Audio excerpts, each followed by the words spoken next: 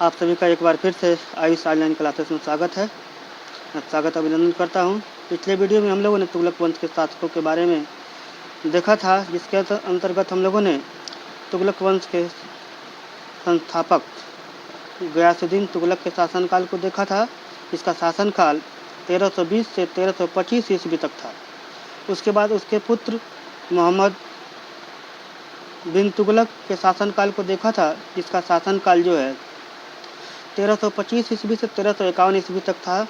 और उसके शासनकाल जो है बहुत ऐतिहासिक रहा। उसके शासनकाल में बहुत सारी ऐतिहासिक घटनाएं घटी। उसने अपने शासन काल के अंतर्गत जो है दोआबा क्षेत्र में कर में वृद्धि किया और उसकी वह योजना असफल रही। उसके बाद उसने राजधानी परिवर्तन किया, उसकी राजधानी परिवर्तन की योजना भी असफल रही। उसके बाद उसने सांकेतिक मुद्रा का प्रचलन चलाया। सांकेतिक मुद्रा से तात्पर्य है तांबा और पीतल के मिश्रित धातु से बने सिक्कों का प्रचलन किया, लेकिन वह योजना भी उसकी असफल रही। आज हम लोग देखेंगे तुगलक वंश के तृतीय शासक फिरोज शाह तुगलक के बारे में, जिसका शासनकाल जो है 1351 ईस्वी से 1388 ईस्वी तक रहा। तो 20 मार्च सन 1351 ईस्वी को मोहम्मद बिन तुगलक की मृत्यु के बाद फिरोज शाह तुगलक जो है 23 मार्च सन 1351 ईस्वी को अमीरों, शेखों और उलेमाओं के दबाव के फलस्वरूप उसका राज्याभिषेक ठट्टा नामक स्थान पर किया गया। क्योंकि 20 मार्च सन 1351 ईस्वी को मोहम्मद बिन तुगलक जो बीमार पड़ा और ठट्टा नामक स्थान पर उसकी अकस्मात मृत्यु हो गई। और उसकी मृत्यु के बाद फिरोज शाह तुगलक को दिल्ली का शासन सौंपा गया, दिल्ली की सत्ता सौंपी गई। फिरोज तुगलक गयासुद्दीन तुगलक के छोटे भाई रज्जाब का पुत्र था। ध्यान देंगे, फिरोज तुगलक जो है गयासुद्दीन तुगलक के छोटे भाई रज्जाब का पुत्र था। इसकी माता आधुनिक पूर्वी पंजाब के हिसार जिले में स्थित अबोहर के भट्टी राजपूत राजा इनमल की पुत्री थी। किसकी पुत्री थी? राजा इनमल की पुत्री थी। कौन? फिरोज तुगलक की जो माँ थी अबोहर के भट्टी राजपूत राजा इनमल की पुत्री थी। इसलिए हमने शुरू में बताया था जो तुगलक वंश को पूर्व जो है देसी शासक के नाम से जाना जाता है। मोहम्मद बिन तुगलक की मृत्यु के बाद जब देश में अराजकता की स्थिति उत्पन्न हो गई थी, उस समय शाही फौज द्वारा फिरोज तुगलक से मुकुट धारण करने अर्थात सत्ता को ग्रहण करने के लिए निवेदन किया गया, आग्रह किया गया, जो कि एक एकांत प्रिय और धार्मिक प्रवृत्ति का होने के कारण उनकी इस प्रार्थना को अस्वीकार कर दिया, यानी वह सुल्तान बनना अस्वीकार कर दिया। लेकिन उसकी योग्यता को देखते हुए अमीरों, शेखों और उलेमाओं के दबाव के परिणाम स्वरूप 23 मार्च सन 1351 ईस्वी को उसे दिल्ली की सत्ता को संभालने के लिए तैयार होना पड़ा। इस प्रकार हम लोग देखते हैं कि जब फिरोज तुगलक को सत्ता संभालते ही सर्वप्रथम राज्य में व्याप्त विद्रोहों को शांत कराना और साम्राज्य को विघटित होने से बचाना था। यह उसकी सबसे बड़ी जिम्मेदारी थी, जिससे वो भाग रहा था। इसके लिए उसने सर्वप्रथम अमीरों, सेना तथा उलिमा वर्ग को संतुष्ट करने का प्रयास किया। ध्यान देंगे, क्योंकि जब से हम लोगों ने देखा कि भारत में तुर्कों का शासन आया, उस समय जो है 40 अमीरों का जो तुर्क सरदार था, वह हमेशा सुल्तानों के प्रति षड्यंत्र करता रहता था। इसलिए इस बात को ध्यान में रखते हुए फिरोज शाह तुगलक ने सबसे पहले उन अमीरों को, सेना को तथा उलेमा वर्ग को संतुष्ट करने का प्रयास किया। इस्लाम के नियमों के अनुसार राज्य का प्रशासन चलाने लगा। शासन के संबंध में फिरोज तुगलक का दृष्टिकोण सस्ती लोकप्रियता हासिल करना था। इसके लिए उसने मोहम्मद तुगलक द्वारा प्रदत्त समस्त ऋणों को माफ़ कर दिया। अर्थात मोहम्मद बिन तुगलक ने अपने शासनकाल में जो भी कर लगाए थे, जिससे प्रजा का अहित हो रहा था, उन सारे करों को उसने एक साथ प्रजा से माफ़ कर दिया, हटा दिया। दंड व्यवस्था को मानवीय बनाया और कर प्रणाली को मजहबी स्वरूप प्रदान किया, यानी इस्लाम की शरीयत के अनुसार सारे नियम और कानूनों को उसने अपने साम्राज्य में लागू करवाया। सुल्तान ने अपने शासन काल के दौरान साम्राज्य विस्तार के लिए कोई भी सैनिक अभियान नहीं चलाया। ये फिरोज शाह तुगलक के शासनकाल की बहुत महत्वपूर्ण घटना थी कि उसने अपने साम्राज्य विस्तार के लिए एक भी सैनिक अभियान नहीं चलाया, लेकिन जो भी सैनिक अभियान चलाए गए वे साम्राज्य की एकता और अखंडता को अक्षुण्ण बनाए रखने के लिए चलाए गए।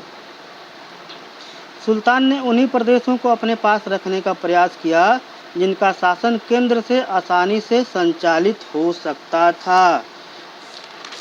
इसके बाद हम लोग देखते हैं कि फिरोज शाह तुगलक जो है अपने शासनकाल के दौरान वह जन कल्याणकारी योजनाओं के लिए प्रसिद्ध था। फिरोज शाह तुगलक का शासनकाल जो है जन कल्याणकारी योजनाओं के लिए जाना जाता था। उसने लोकहित के अनेक कार्य किए।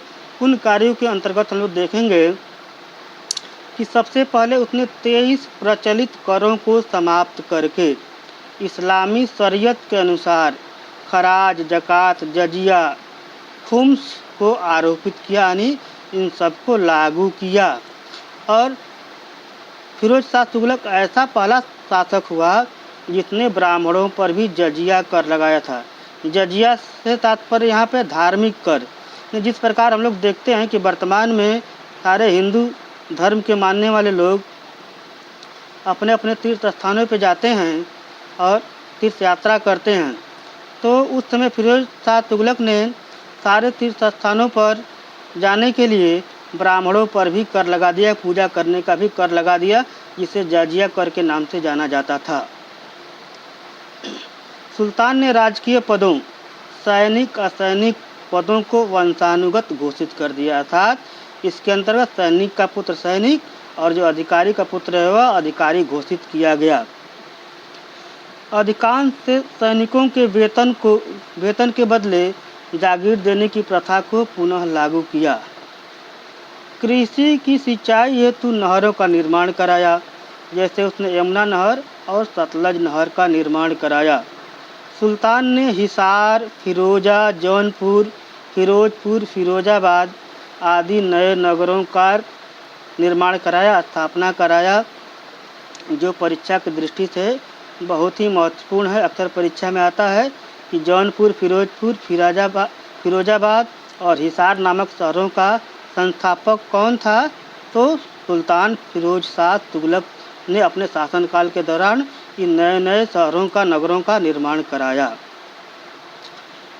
बेरोजगारों को रोजगार देने के लिए सर्वप्रथम रोजगार कार्यालय की स्थापना किया। हम वर्तमान में देखते हैं कि अपने देश के प्रत्येक जिले में बेरोजगार कार्यालय है। इस तरह की योजना की शुरुआत फिरोज शाह तुगलक ने अपने शासनकाल के दौरान रोजगार कार्यालय की स्थापना करके किया था, और इस योजना के अंतर्गत उसने अपने साम्राज्य के सभी बेरोजगार युवाओं को रोजगार देने का कार्य किया। इसके अलावा फिरोज शाह तुगलक ने प्रजा की भलाई के लिए सरायों, यानी कि रास्तों के किनारे ठहरने के स्थानों, जलाशयों में पीने के पानी की व्यवस्था, बीमारों के लिए अस्पताल, बागीचों, पुलों का निर्माण एवं पुराने बागीचों, पुलों, जलाशयों, अस्पतालों का मरम्मत करवाया। सरकारी खर्च पर योग्य वैद्यों द्वारा औषधि और भोजन की व्यवस्था किया। जैसे हम वर्तमान में देखते हैं कि सभी सरकारी अस्पतालों में गरीबों के लिए मुफ्त में दवा की व्यवस्था होती है, उसी तरह की व्यवस्था फिरोज शाह तुगलक ने अपने शासनकाल के दौरान योग्य वैद्यों के द्वारा औषधि और भोजन की व्यवस्था करके किया था। उसने अपने शासनकाल में दीवाने खैरात विभाग की स्थापना किया था, जिस विभाग के अंतर्गत विधवा महिलाओं, अनाथों, लड़कियों को विवाह हेतु सरकारी सहायता के द्वारा आर्थिक मदद देने की व्यवस्था थी। वर्तमान में भी देखते हैं कि वर्तमान की सरकारें भी वर्तमान समय में महिलाओं के लिए, अनाथों के लिए, लड़कियों के लिए, उनकी समृद्धि के लिए, उनकी हर क्षेत्र में सर्वांगीण विकास के लिए सारी सरकारी योजनाएं वर्तमान में भी संचालित हैं। इस तरह की योजनाएं जो हैं फिरोज शाह तुगलक ने अपने शासनकाल के दौरान व्यवस्था किया था। दिल्ली के सुल्तानों में वह प्रथम सुल्तान था जिसने इस्लाम के कानूनों और उलेमा वर्ग को राज्य के शासन में प्रधानता दी थी। नीचे उससे पहले जो भी शासक हुए उन्होंने उलेमा वर्ग को और इस्लाम के कानूनों को अपने शासन व्यवस्था में स्थान नहीं दिया था, लेकिन यह एक पहला शासक था जिसने अपने साम्राज्य में अपने शासन व्यवस्था के अंतर्गत इस्लाम के कानूनों को और उलेमा वर्ग को यानी धार्मिक वर्ग के लोगों को राज्य में शासन में प्रमुखता से स्थान दिया था। अंत में फिरोज शाह तुगलक की मृत्यु सन 1388 ईस्वी में हो गई और उसकी मृत्यु के बाद तुगलक वंश के जो उत्तराधिकारी थे वो कमज़ोर थे, दुर्बल थे। वे तुगलक वंश की सत्ता को संभालने में असमर्थ रहे और इस तरह से हम देखते हैं कि तुगलक वंश के जो उत्तराधिकारियों का शासनकाल जो है जो 1388 ईस्वी से 1414 ईस्वी तक रहा। इन उत्तराधिकारियों में किसी ने 1 साल, किसी ने 2 साल, किसी ने 4 साल शासन किया और आपस में लड़ते भिड़ते रह गए। तो देखते हैं कि सितंबर 1388 ईस्वी में फिरोज शाह तुगलक की मृत्यु के बाद उसका पोता फतेह खां का पुत्र तुगलक शाह गयासुद्दीन तुगलक द्वितीय के नाम से दिल्ली की सत्ता पर आसीन हुआ। गयासुद्दीन तुगलक द्वितीय अनुभवहीन तथा आमोद प्रिय युवक था। उसके आचरण व व्यवहार से नाराज होकर अमीरों ने उसे सत्ता से बेदखल कर जफर खां के पुत्र अबू बकर को 19 फरवरी सन 1389 ईस्वी को दिल्ली के सिंहासन पर बैठाया। 1390 ईस्वी में शहजादा मोहम्मद ने दिल्ली के राज सिंहासन पर अपना अधिकार किया, किंतु मोहम्मद भी अधिक समय तक शासन करने में असफल रहा क्योंकि वह अधिक विलासितापूर्ण और मद्यपान का जीवन जी रहा था, जिसके कारण जनवरी सन 1394 में उसकी मृत्यु हो गई। मोहम्मद का उत्तराधिकारी हुमायूं हुआ। वह भी अधिक दिन तक शासन करने में असफल रहा। हुमायूं की मृत्यु 8 मार्च 1395 ईस्वी को हो गई। इस प्रकार हम देखते हैं कि हुमायूं के बाद मुहम्मद का छोटा पुत्र नासरुद्दीन मुहम्मद 1395 से 1414 ईस्वी तक दिल्ली सल्तनत के राज सिंहासन पर सुल्तान के रूप में सत्ता प्राप्त किया।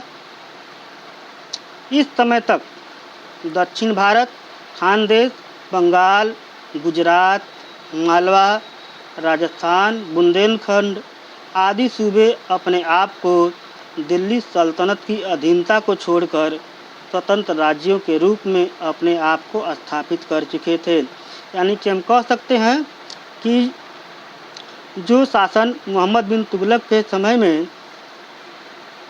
बहुत एक भारत का विशाल साम्राज्य उसके अधीन था, वह अब टुकड़ों में विभाजित हो गया और बहुत सारे देश जैसे दक्षिण भारत के राज्य जो हैं खानदेश, बंगाल है, गुजरात है, मालवा, राजस्थान, बुंदेलखंड आदि राज्य अपने आप को स्वतंत्र घोषित कर चुके थे। इसी बीच एक और घटना घटी। नासिरुद्दीन महमूद के शासनकाल में फिरोज तुगलक के बड़े पुत्र फतेह खां के एक पुत्र नुसरत शाह ने नासिरुद्दीन महमूद को चुनौती दी, जिसके परिणाम स्वरूप एक ही समय में 2 तुगलक वंश के शासक शासन करने लगे। नासिरुद्दीन महमूद दिल्ली से शासन कार्य चलाने लगा तथा नुसरत शाह तुगलक फिरोजाबाद से शासन करने लगा। नासिरुद्दीन मोहम्मद के शासनकाल में ही 1398 ईस्वी में तैमूर ने भारत पर आक्रमण किया था। ये बहुत ही इम्पोर्टेंट है, महत्वपूर्ण है और हर परीक्षा में देखने को मिल रहा है। प्रश्न इस प्रकार आ रहा है कि भारत में तैमूर ने कब आक्रमण किया था और किसके शासनकाल में किया था? तो तैमूर ने भारत पर 1398 ईस्वी में नासिरुद्दीन महमूद के शासनकाल में आक्रमण किया था। नासिरुद्दीन महमूद 1413 ईस्वी तक शासन करता रहा। उसकी मृत्यु के बाद दिल्ली के सरदारों ने दौलत खां लोधी को दिल्ली का सुल्तान बना दिया। इस प्रकार हम देखते हैं कि दिल्ली की सल्तनत पर, दिल्ली की सत्ता पर तुगलक वंश के शासकों का अंत हो गया और नए वंश लोधी वंश का शासन प्रारंभ हुआ। इस प्रकार इस वीडियो में हमने देखा कि गयासुद्दीन तुगलक जो 1320 से 1325 ईस्वी तक शासक रहा, उसके बाद उसका पुत्र जो है मोहम्मद बिन तुगलक जो है 1325 से 1351 ईस्वी तक शासन संभाला। उसके बाद उसका चचेरा भाई फिरोज शाह तुगलक जो है 1351 ईस्वी से 1388 ईस्वी तक दिल्ली की सत्ता को संभाला। उसके बाद के जो भी तुगलक वंश के शासक थे, उत्तराधिकारी थे, अयोग्य थे और उनके अयोग्य होने के कारण दिल्ली पे नए वंश के शासक लोधी वंश का शासन प्रारंभ हुआ। तो लोधी वंश के शासन को हम लोग अगले वीडियो में देखेंगे। तब तक के लिए सबको नमस्ते।